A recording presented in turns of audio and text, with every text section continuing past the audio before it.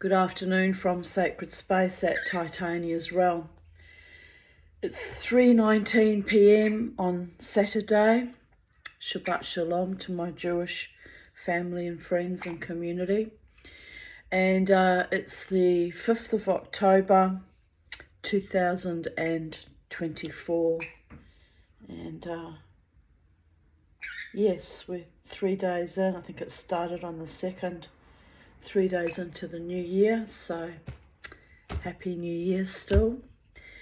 And I'm astonishingly tired because I didn't have much sleep. I only slept for about 2 hours this morning, and then I just had a little bit of a nap out in the garden. I passed out. I think I was out for about 20 minutes.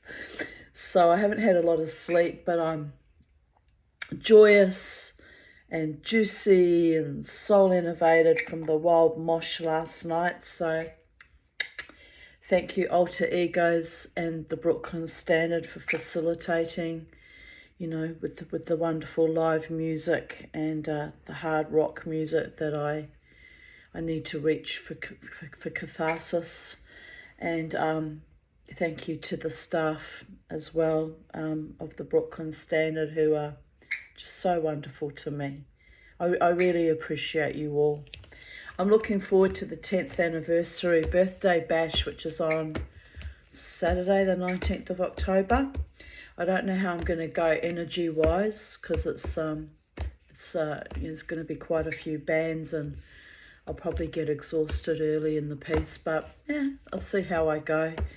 And anyway, I'm looking forward to dancing for and with you all then on that occasion too. So it was a few unusual little conversations I had with people last night.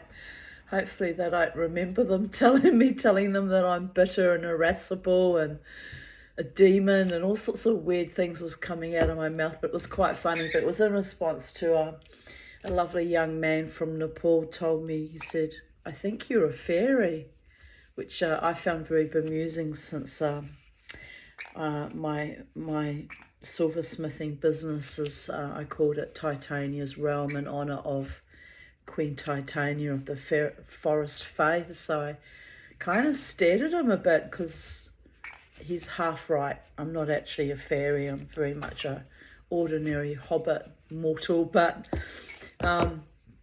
it was, he picked up on my magical path, and so I found that quite astonishing, to be honest, out of the blue, out of left field. Nice young people they were. So anyway, I decided on the subject of magical things. I've been wanting to read this for a long while. I actually bought this as a young girl, about 15 or 16 years of age. The Golden Bough, A Study in Magic and Religion by JG Frazer.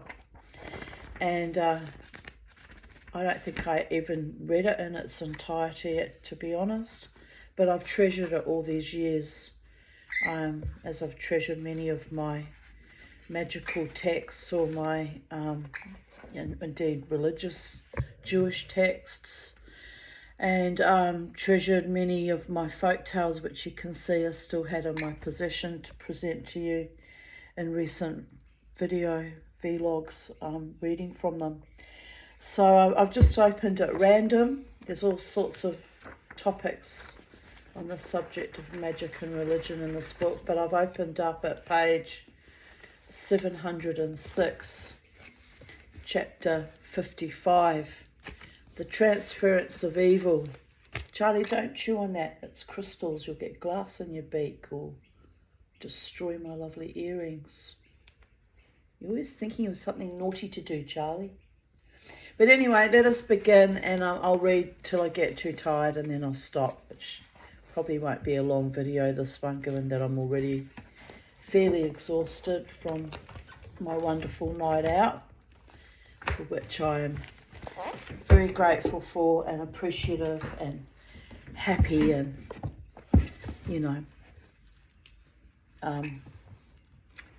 delighted. So let us begin. Just move this laptop out of the way. It's not sitting right. I'm running out of room up here. Too much clutter. You know what that means? I'll have to tidy up, won't I? Put things away. Well, I don't really have anywhere else to put the laptop, so that's the problem. But anyway, we'll work around it. We'll work around it, babies, as Mama T always does. If she can't get through, she climbs over. If she can't climb over, she tunnels underneath. I always find a way. Always, remember that. It might take me 20 or 30 fucking years, but I always get through most things. Sometimes in the darkest period, I didn't think I would get through things, but by the grace of the gods and the archangels and the ancestors that love me and the Fae and all other interdimensional entities, someone always pulls me through. To take my earring off, she just keeps chewing on it. It's been very naughty. Very naughty indeed. Chewing my Swarovski skull earrings. Honestly. All right, let us begin. Let's focus now. The transference of inanimate objects. We have now, so this will be out of context because I'm just reading it random, but anyway. We have now traced the practice of killing a god among peoples in the hunting, pastoral and agricultural stages of society. And I have attempted to explain the motives which led men to adopt so curious a custom. One aspect of the custom still remains to be noticed.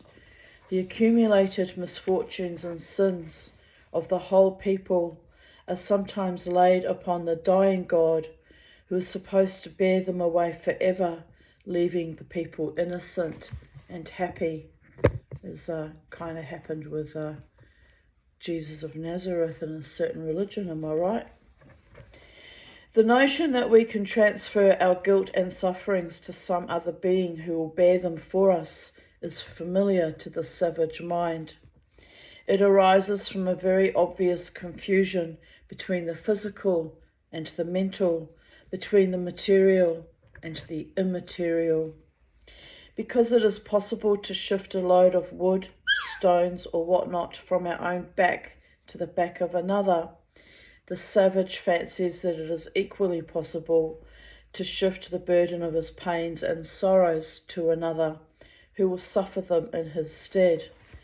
Upon this idea he acts, and the result is an endless number of very unamiable devices for palming off upon someone else the trouble which a man shrinks from bearing himself, which to me is an act of cowardice and laziness and the worst kind of lackluster, low-level entities, psychic vampirism, but it happens a lot even in our modern society. Scapegoating and victim blaming and shaming. And why is my bra hanging out of the top of that shirt? Goodness gracious me.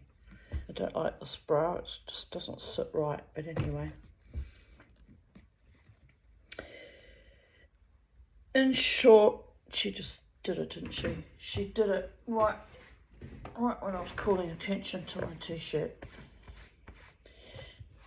In short, the principle of vicarious suffering is commonly understood and practiced by races who stand on a low level of social and intellectual culture. I beg to differ there. We saw it with the COVID epoch, and well, it was global and couldn't get much more low level than that, but it didn't happen amongst a primitive tribe. It happened right across Western civilization, the crumbling of our civilization as we so to speak, that I've been witnessing for about 30 years actually. But anyway, this JG Frazer wrote this book back in 1922. So I guess if he'd lived through the last few decades, he would have realised that it's not just primitive cultures that try to shift suffering onto innocence. Just saying. Yes, little Miss Charlie. But we continue on with his words since he's the author of the book. In the following pages I shall illustrate the theory and the practice as they are found among savages in all their naked simplicity, undisguised by the refinements of metaphysics and the subtleties of theology. The devices to which the cunning and selfish savage resorts, you can see me kind of wince because I don't even like that term of reference, but it's the language of the time. Resorts for the sake of easing himself at the expense of his neighbour are manifold. Only a few typical examples out of a multitude can be cited. At the outset, it is to be observed that the evil of which a man seeks to rid himself need not be transferred to a person. It may equally well be transferred to an animal or thing, although in the last case the thing is often only a vehicle to convey the trouble to the first person who touches it. In some of the East Indian islands, they think that epilepsy can be cured by striking the patient on the face with the leaves of certain trees and then throwing them away.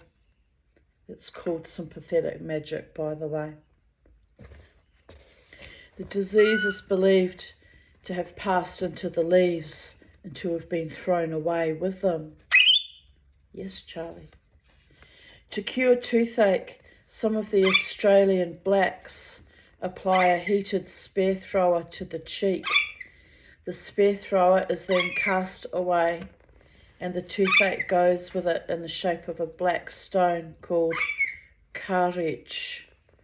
Stones of this kind are found in old mounds and sandhills. They are carefully collected and thrown in the direction of enemies in order to give them toothache. That's nice. The Bahima, a pastoral people of Uganda, often suffer from deep-seated abscesses.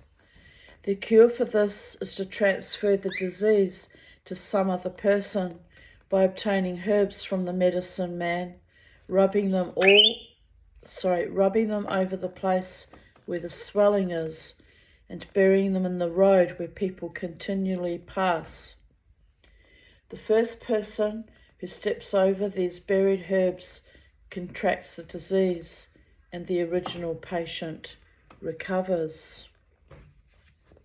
Sometimes, in case of sickness, the malady is transferred to an effigy as a preliminary to passing it on to a human being.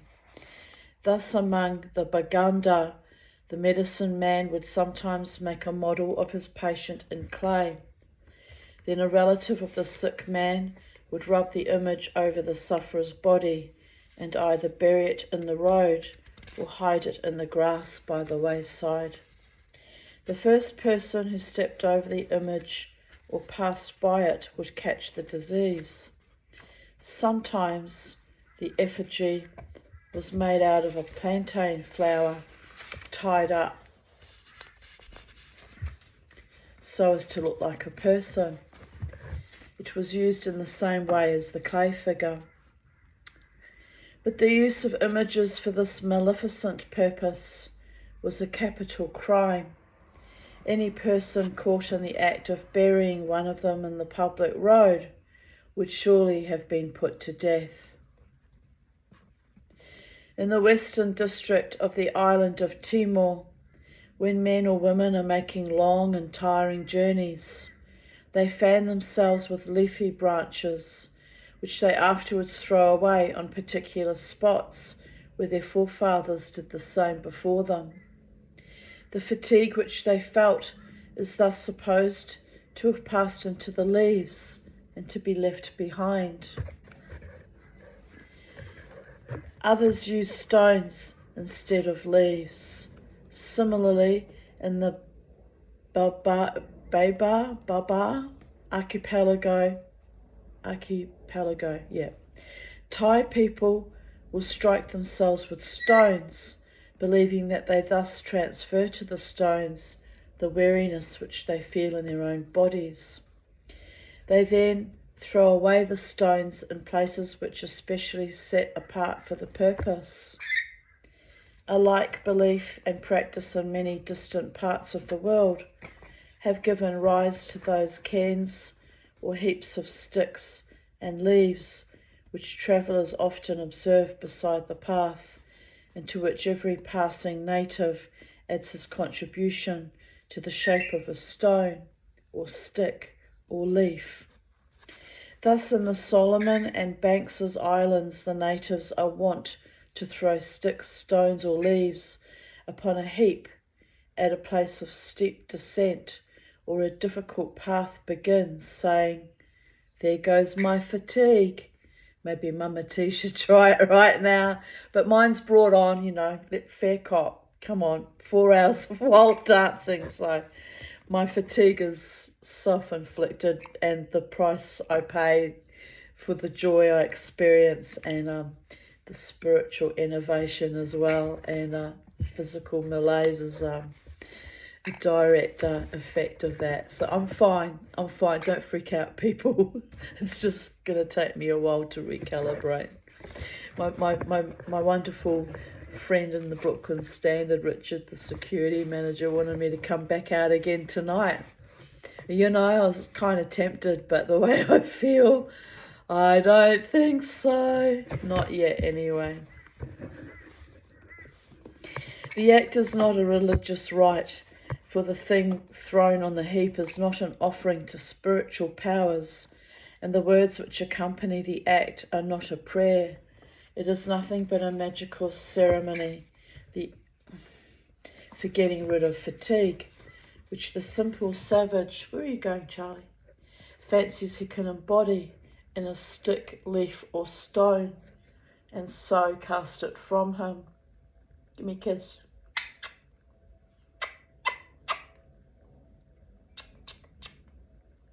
You beautiful girl. Yes, you are, you beautiful girl.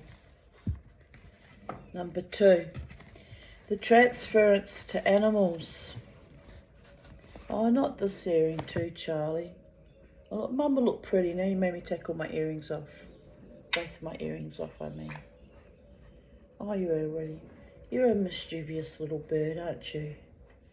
Well, you're all I've got left, so I have to put up with your quirks. You have to put up with mine. It's just you and me, Charlie. What the heck was that? Animals are often employed as a vehicle for carrying away or transferring the evil.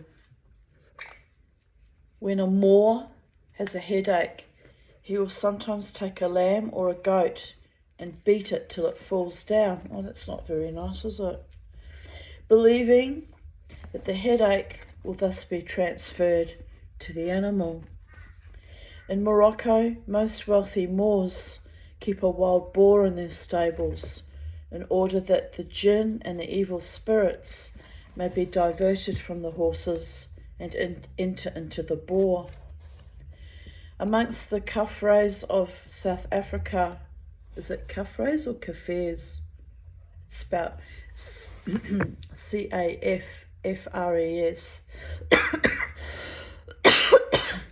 Cafres. Kafirs? Anyway, someone from South Africa will know how to pronounce that.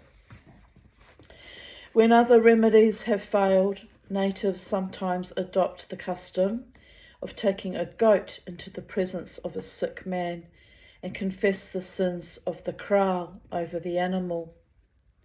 Sometimes a few drops of blood from the sick man are allowed to fall on the head of the goat, which is turned out into an uninhabited part of the veldt. The sickness is supposed to be transferred to the animal and to become lost in the desert. In Arabia, when the plague is raging, the people will sometimes lead a camel through all the quarters of the town in order that the animal may take the pestilence on itself. Then they strangle it in a sacred place and imagine that they have rid themselves of the camel and of the plague at one blow. It is said that when smallpox is raging, the savages of Formosa will drive the demon of disease into a sow, then cut off the animal's ears and burn them, or it, believing that in this way they rid themselves of the plague. Amongst the Malagasy, the vehicle for carrying away evils is called a feditra. The feditra is anything selected by the Sikati divining board for the purpose of taking away any hurtful evils or diseases that might prove injurious to an individual's happiness, peace, or prosperity. The feditra may be either ashes, cut money, a sheep, a pumpkin, or anything else the Sikati may choose to direct. After the particular article is appointed, the priest counts upon it all the evils that may prove injurious to the person for whom it is made, and which he then charges the feditra to take away forever. If the feditra be ashes, it is blown to be carried away by the wind. If it be cut money, it is thrown to the bottom of deep water, or where it can never be found. If it be a sheep, it is carried away to a distance on the shoulders of a man, who runs with all his might, mumbling as he goes, as if in the greatest rage against the feditra, for the evils it is bearing away. If it be a pumpkin, it is carried on the shoulders to a little distance, and there dashed upon the ground with every appearance of fury and indignation. A Malagasy was informed by a diviner that he was doomed to a bloody death, but that possibly he might avert his fate by performing a certain rite. Carrying a small vessel full of blood upon his head, he was to mount upon the back of a bullock. While thus mounted, he was to spill the blood upon the bullock's head, and then send the animal away into the wilderness, whence it might never return. The Bataks of Sumatra have a ceremony which they call making the curse to fly away. When a woman is childless, a sacrifice is offered to the gods of 3 grasshoppers, representing a head of cattle, a buffalo, and a horse. Then a swallow is set free with a prayer that the curse may fall upon the bird and fly away with it. The entrance into a house of an animal which does not generally seek to share the abode of man is regarded by the Malays as ominous of misfortune. If a wild bird flies into a house, it must be carefully caught and smeared with oil and must then be released in the open air, a formula being recited in which it is bidden to fly away with all the ill luck and misfortunes of the occupier. In antiquity, Greek women seem to have done the same with swallows which they caught in the house. They poured oil on them and let them fly away, apparently for the purpose of removing ill luck from the household. The Huzuls of the Carpathians imagine that they can transfer freckles to the first swallow they see in spring by washing their face in flowing water and saying, "Swallow, swallow, take my freckles." Too late for me, babies. And give me rosy cheeks. Among the Badagas of the Nilgiri Hills in southern India, when a death has taken place, the sins of the deceased are laid upon a buffalo calf. For this purpose, the people gather round the corpse and carry it outside of the village. There an elder of the tribe, standing at the head of the corpse, recites or chants a long list of sins such as any Bagada may commit, and the people repeat the last words of each line after him. The confession of sins is thrice repeated. By a conventional mode of expression, the sum total of sins a man may do is said to be 1,300. Admitting that the deceased has committed them all, the performer cries aloud, "Stay not their flight to God's pure feet." As he closes, the whole assembly chants aloud, "Stay not their flight." Again the performer enters into details and cries, "He killed the crawling snake, it is a sin." In a moment the last word is caught up and all the people cry, "It is a sin." As they shout, the performer lays his hand upon the calf. The sin is transferred to the calf.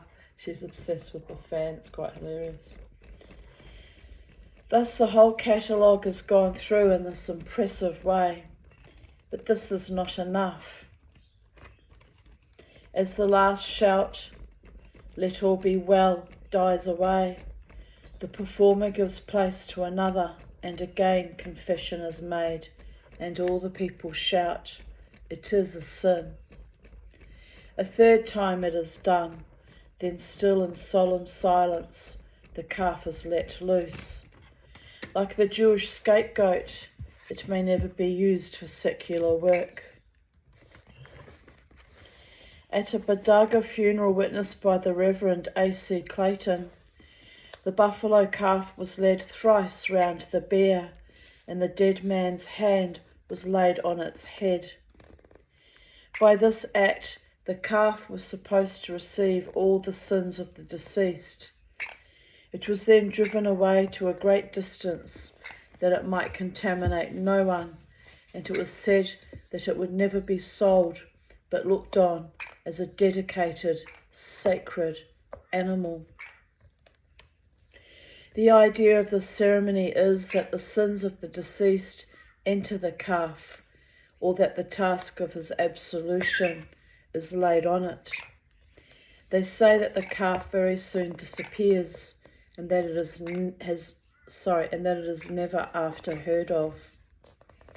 Number 3, the transference to men. You notice I've got asthma. I'm struggling. It's from the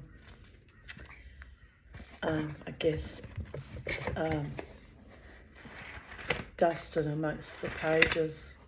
It's amazing how sensitive I am. Again, men sometimes play the part of scapegoat by diverting to themselves the evils that threaten others.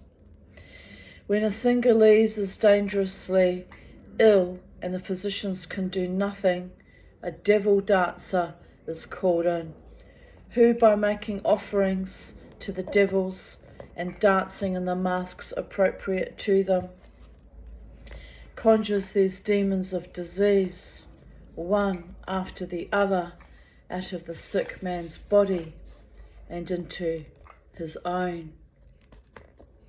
Having thus successfully extracted the cause of the malady, the artful dancer lies down on a bier and, shamming death, is carried to an open place outside the village.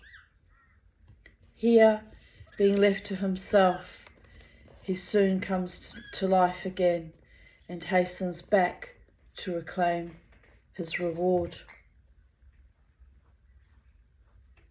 In 1590, a Scotch witch by the name of Agnes Sampson was convicted of curing a certain Robert Kerrs of a disease laid upon him by a Westland warlock when he was at Dumfries.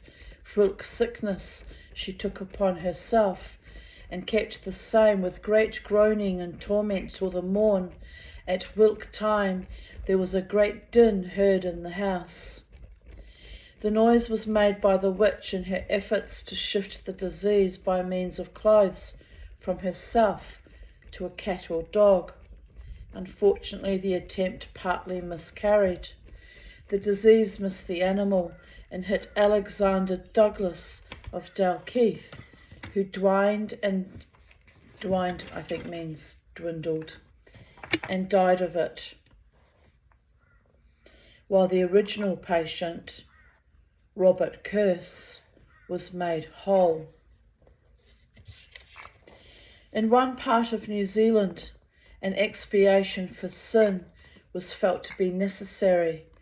A service was performed over an individual by which all the sins of the tribe were supposed to be transferred to him.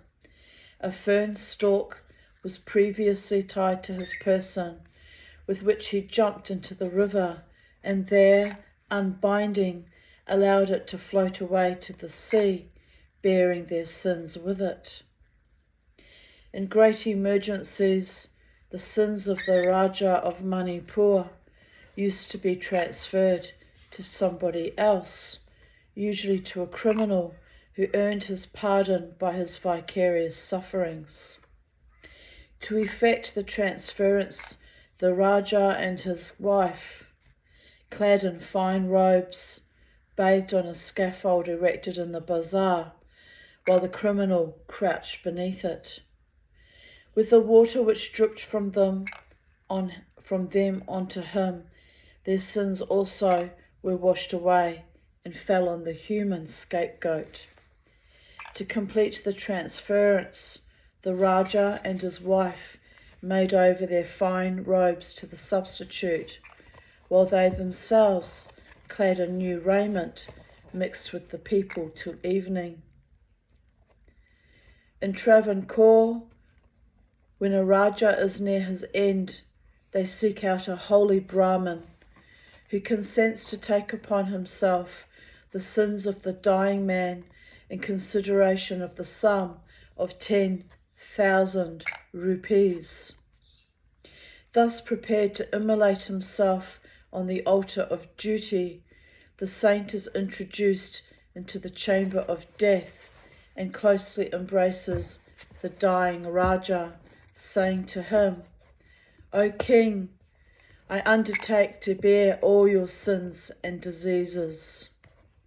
May your Highness live long and reign happily." Having thus taken to himself the sins of the sufferer, he is sent away from the country and never more allowed to return. At Uch Kurgan in Turkestan, Mr. Schuyler, Schuyler,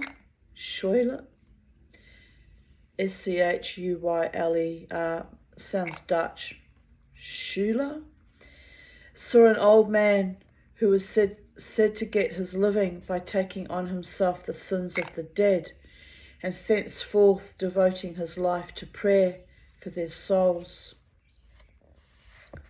In Uganda, when an army had returned from war, and the gods warned the king by their oracles that some evil had attached itself to the soldiers, it was customary to pick out a woman slave from the captains, together with a cow, a goat, a fowl, and a dog from the booty, and to send them back under a strong guard to the borders of the country from which they had come.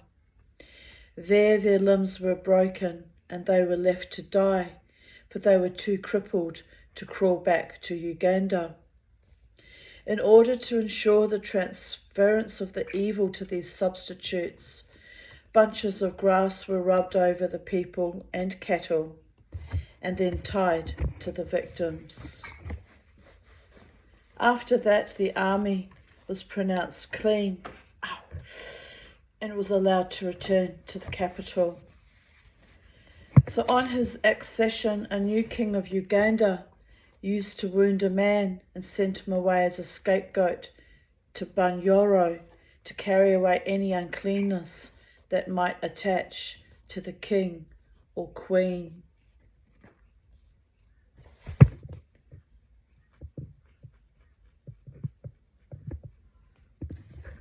Number 4. I might just grab before we get into that, I might grab some chocolate and some water. I'll be back, won't be long, my friends. My friends, my countrymen, my people of Earth across the globe, wherever you are viewing this on YouTube. I'll be back. All right, get up there, funny little bird. Funny little birdie. Funny little bird.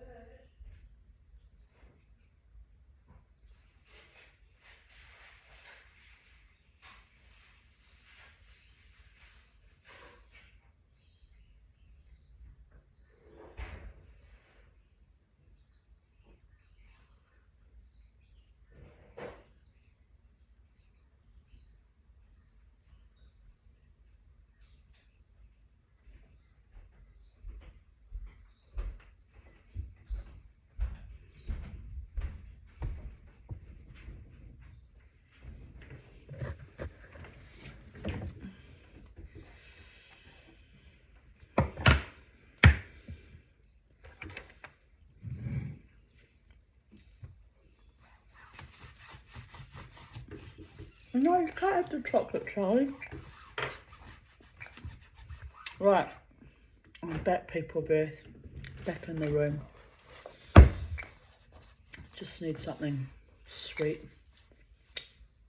This is why I'll never be slim.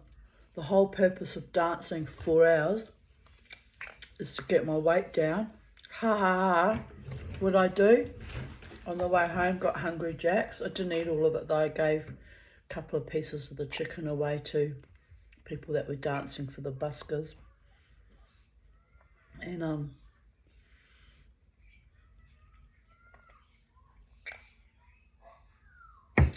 but I ate the chips and I ate a couple of pieces of the chicken, tenderloin things. They weren't too bad, but they were a bit dry. The homeless man complained it was dry. I was like, thinking, you're so rude. I've just given you fucking food that I paid for and you're still bloody complaining, but it's human nature, isn't it? So I just ignored it, didn't buy into it. And anyway, and now I'm eating chocolate because I don't care. I really haven't been well. I've not been well at all.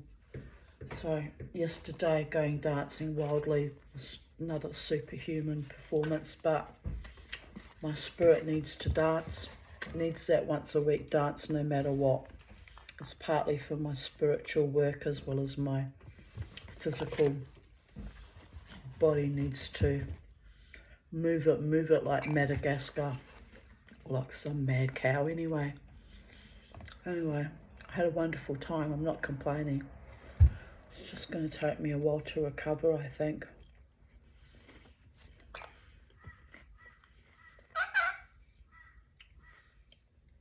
My crazy former GP used to want me to dance five nights a week. I said, are you mad? You'll be burying me alive. She just looked at me. I think that was her evil plan. But anyway. But yeah, the plan is, I'm thinking, if CPAP finally works, which at the moment I'm still kind of teetering in the shadowlands, quite frankly, between life and death some days.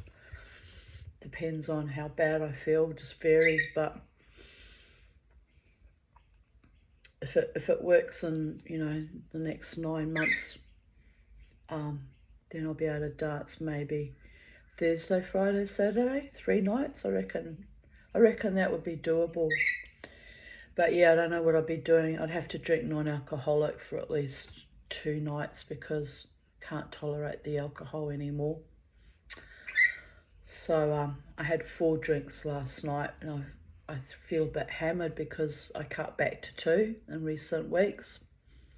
So, and it seemed to make a little bit of difference that I wasn't quite so shattered after, but oh well, I had a lovely time and I was spoilt lavishly by Hayley and her friend Shane, so that there was that.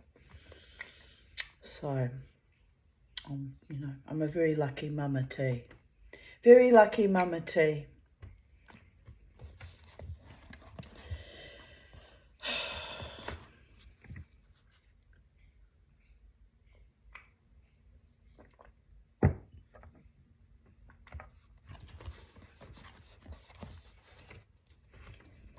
So number 4, the transference of evil in Europe.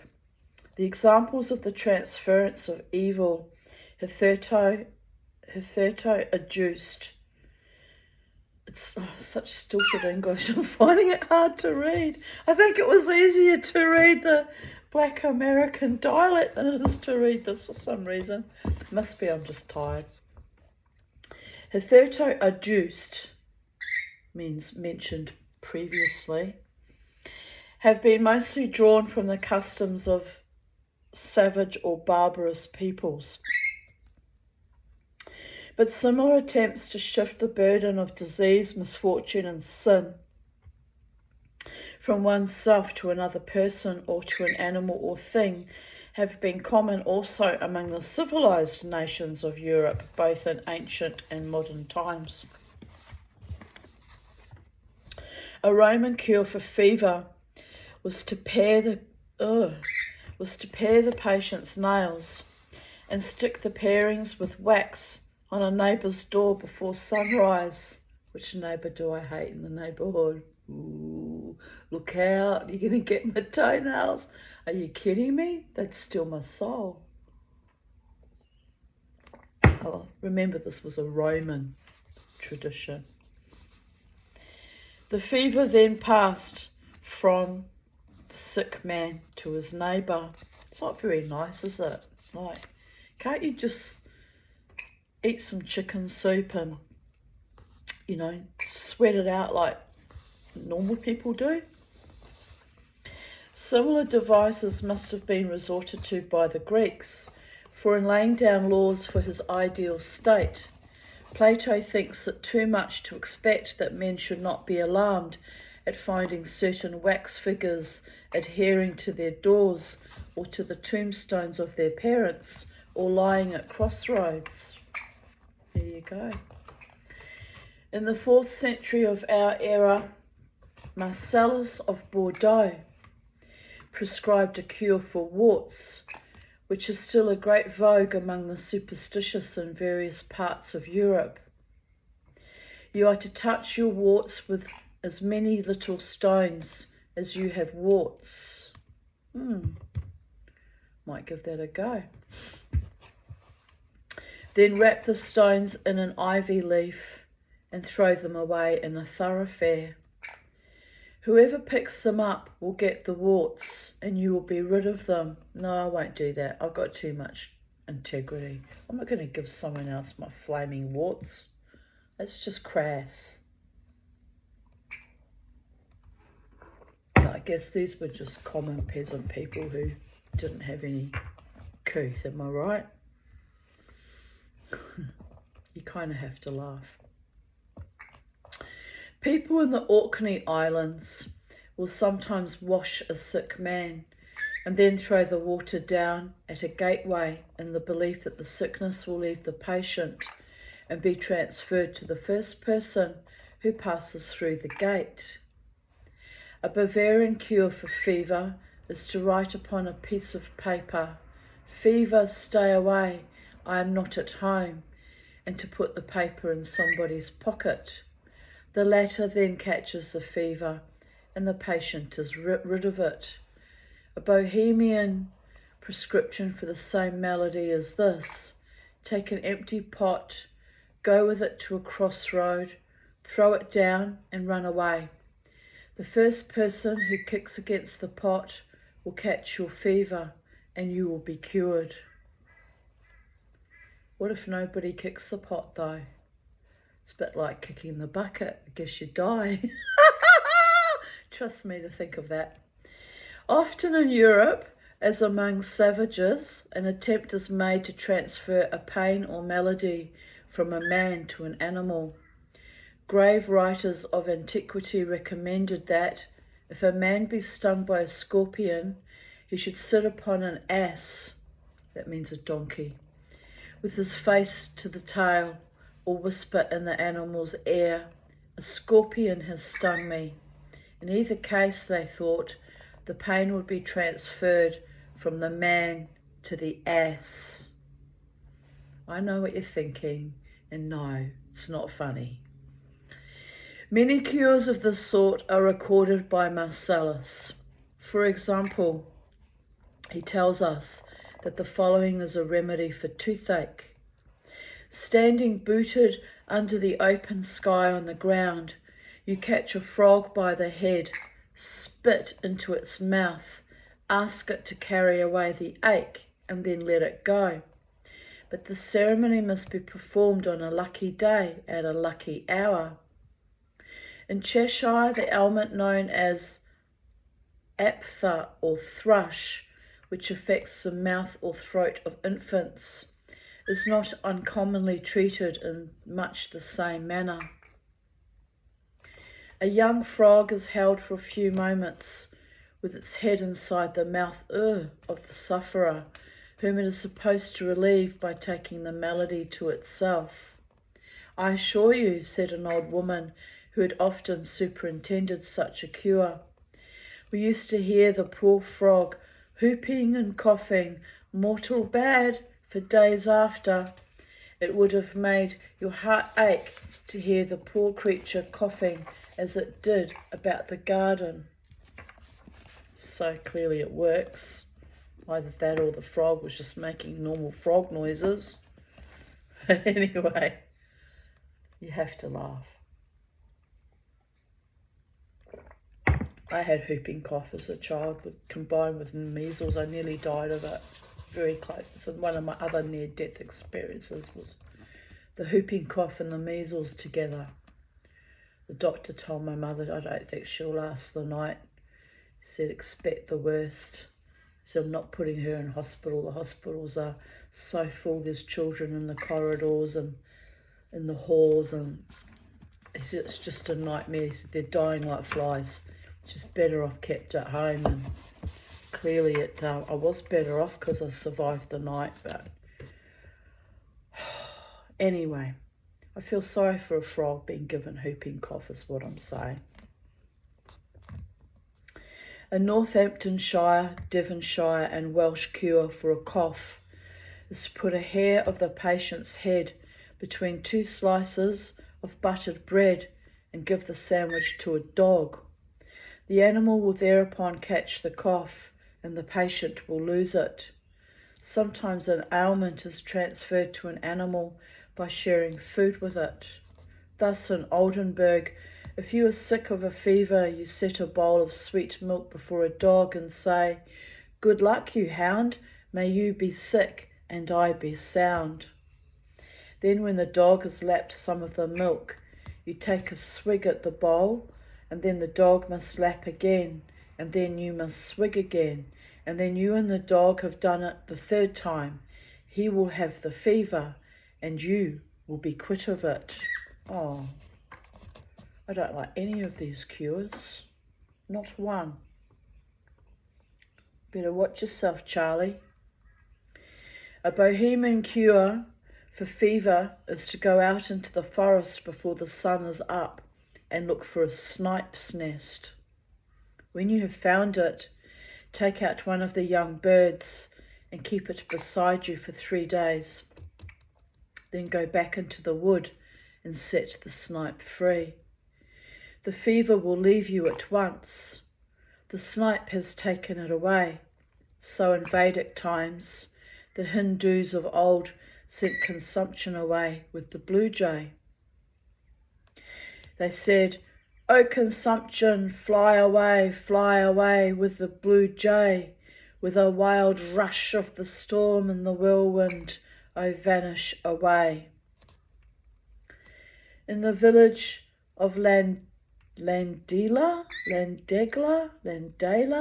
in Wales, there is a church dedicated to the Virgin Martyr Saint Tecla, where the falling sickness is, or used to be, cured by being transferred to a fowl. The patient first washed his limbs in a sacred well hard by, dropped 4pence into it as an offering, walked thrice round the well, and thrice repeated the Lord's Prayer.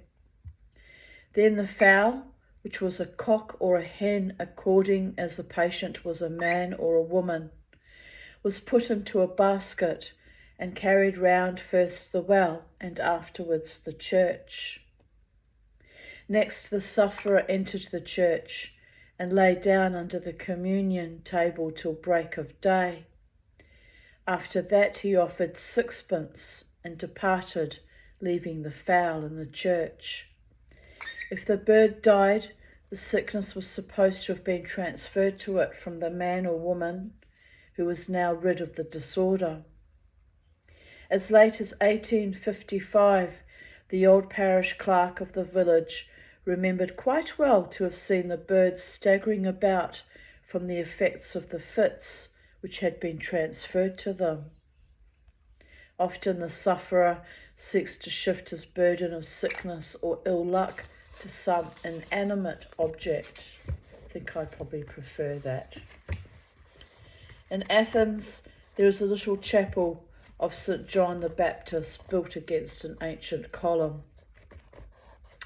Fever patients resort thither, and by attaching a waxed thread to the inner side of the column, believe that they transfer the fever from themselves to the pillar. Never mind, just had a funny memory of my former friend Gail, stoned, humping a pillar once. Is that what she was trying to do? Oh dear goddess.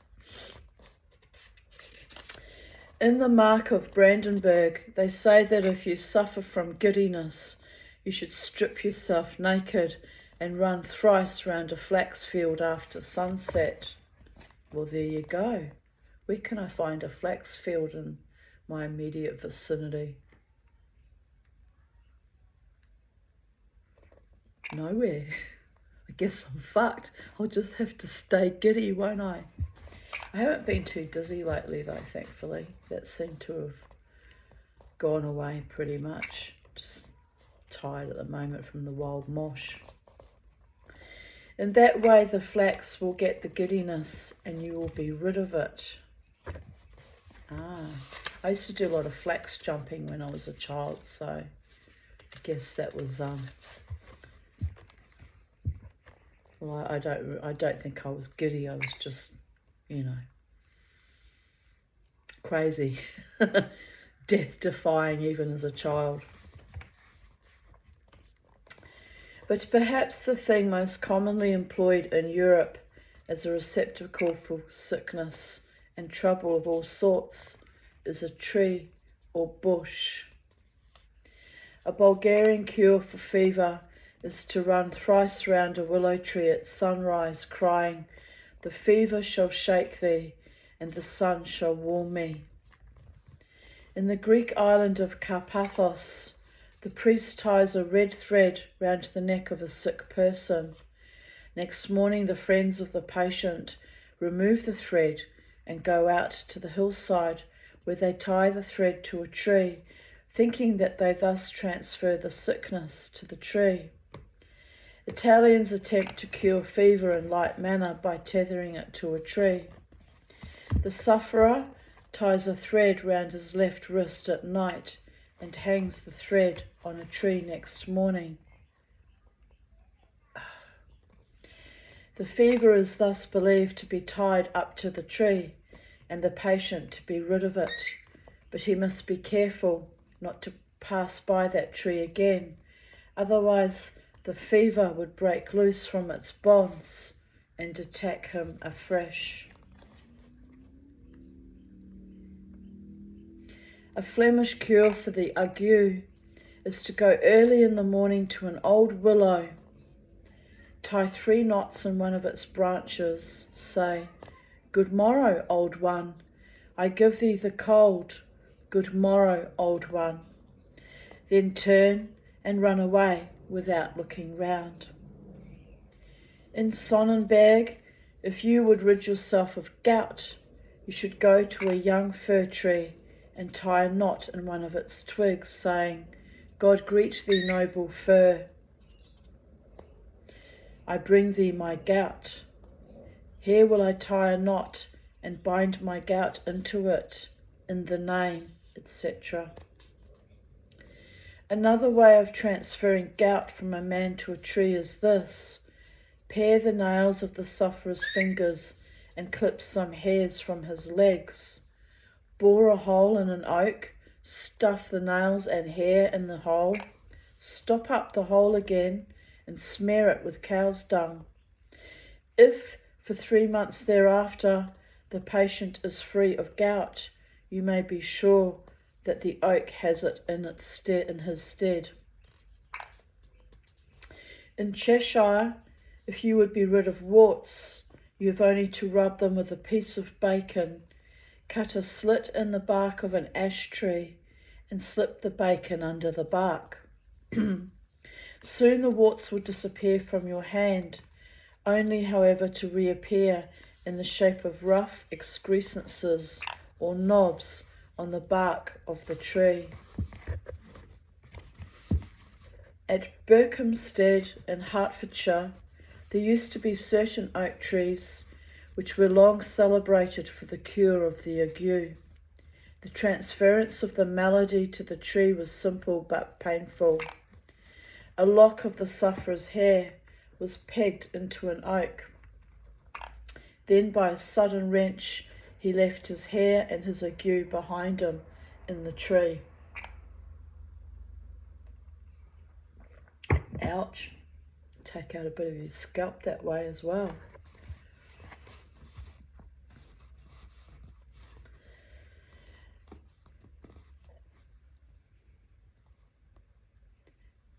Chapter 56. The public expulsion of evils. Number 1. The omnipresence of demons. In the foregoing chapter, the primitive principle of the transference of ills to another person, animal, or thing was explained and illustrated, but similar means have been adopted to free a whole community from diverse evils that afflict it.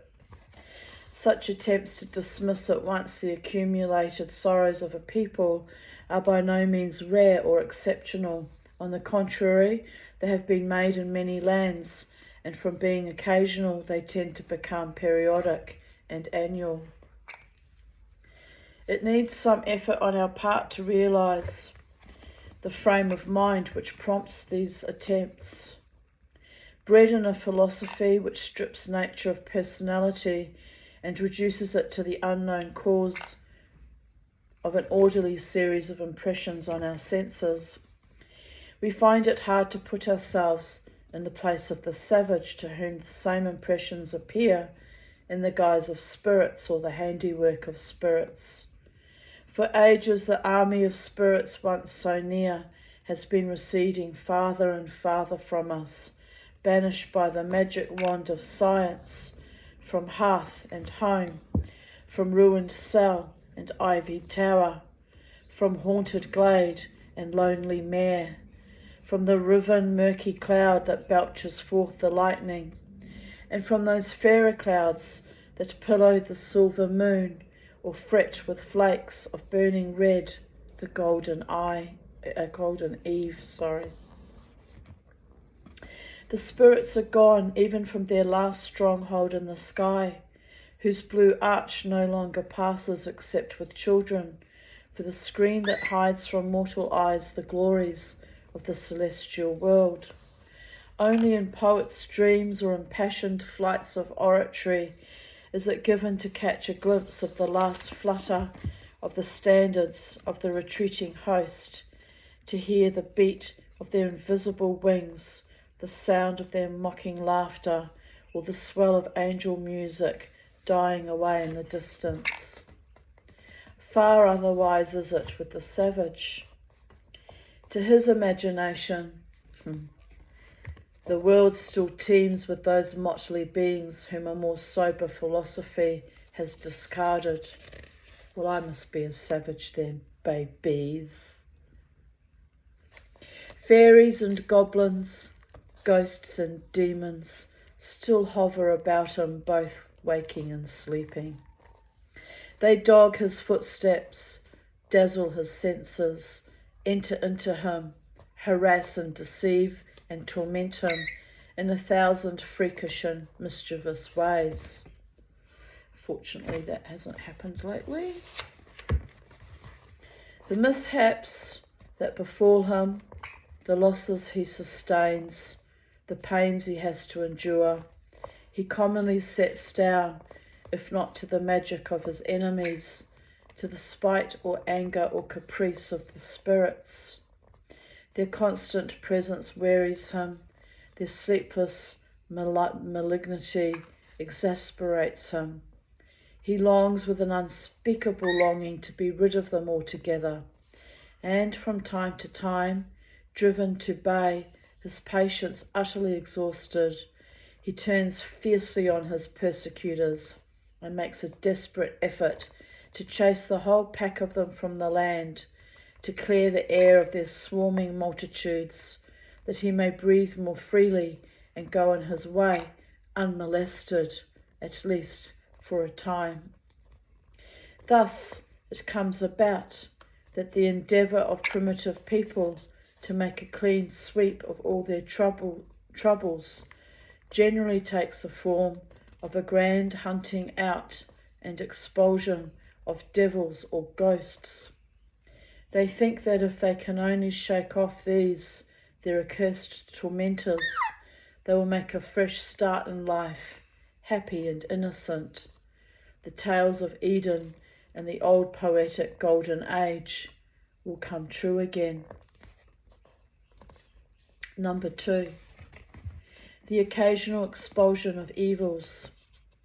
We can therefore understand why those general clearances of evil to which from time to time the savage resorts should commonly take the form of a forcible expulsion of devils. In these evil spirits, primitive man sees the cause of many, if not of most of his troubles, and he fancies that if he can only deliver himself from them, things will go better with him. The public attempts to expel the accumulated ills of a whole community may be divided. Oh, what are you running from, Charlie? There's Cookie out there. May be divided. She's going to poo. That's what I think is going to happen. May be divided. I'm trying to multitask. Where were we?